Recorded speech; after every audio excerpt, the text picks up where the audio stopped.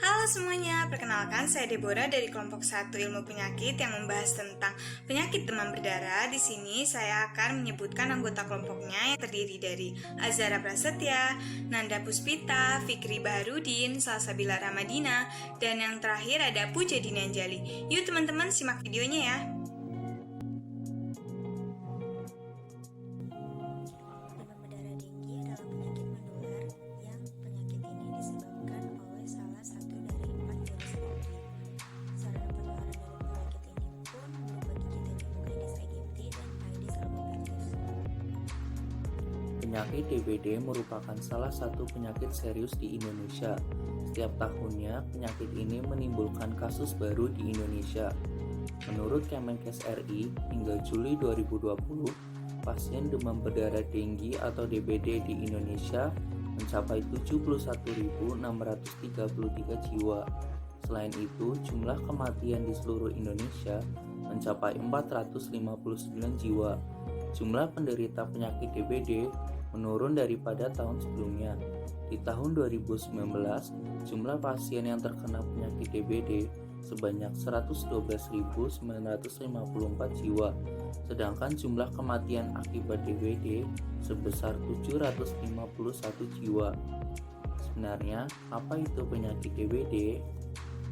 Dikutip dari CNN Indonesia, pada tahun 2020, di tengah pandemi COVID-19 ini, Indonesia juga dilanda penyakit DBD yang mengkhawatirkan. Terdapat 672 kasus penyakit DBD di Kabupaten Karawang, Jawa Barat, dan 8 diantaranya telah meninggal dunia karena terlambat mendapat pertolongan medis. Di Tasikmalaya, hingga Juni 2020, ditemukan 756 kasus. Hal ini meningkat dari tahun sebelumnya, di mana terdapat 600 kasus di Tasikmalaya, Jawa Barat. Gejala DBD. Gejala umumnya timbul 4-7 hari setelah gigitan nyamuk dan dapat berlangsung selama 10 hari. Beberapa gejala DBD diantaranya sebagai berikut. Yang pertama, demam tinggi mencapai 40 derajat Celcius. Yang kedua, nyeri kepala berat. Yang ketiga, nyeri pada sendi, otot, dan tulang. Yang keempat, nyeri pada bagian belakang mata. Yang kelima, nafsu makan menurun. Yang keenam, mual dan muntah. Yang ketujuh, pembengkakan kelenjar getah bening. Yang kedelapan, ruam kemerahan sekitar 2-5 hari setelah demam. Yang kesembilan, kerusakan pada pembuluh darah dan getah bening. Dan yang terakhir adalah pendarahan dari hidung, gusi, atau di bawah mulut. Penyakit demam berdarah merupakan penyakit yang disebabkan oleh virus dengue yang dibawa oleh nyamuk Aedes aegypti dan Aedes albopictus. Kedua nyamuk ini biasanya ada pada pagi hingga sore menjelang petang. Apabila seorang yang sudah terinfeksi, lalu darahnya dihisap oleh nyamuk, lalu nyamuk ini menghinggapi orang yang sehat, maka virus dapat tersebar karena nyamuk sebagai medium pembawa virus dengue tersebut. Lalu faktor risiko dari penyakit demam berdarah yaitu yang pertama, apabila seseorang sudah pernah terinfeksi sebelumnya. Lalu yang kedua, tinggal atau berpergian di daerah yang tropis.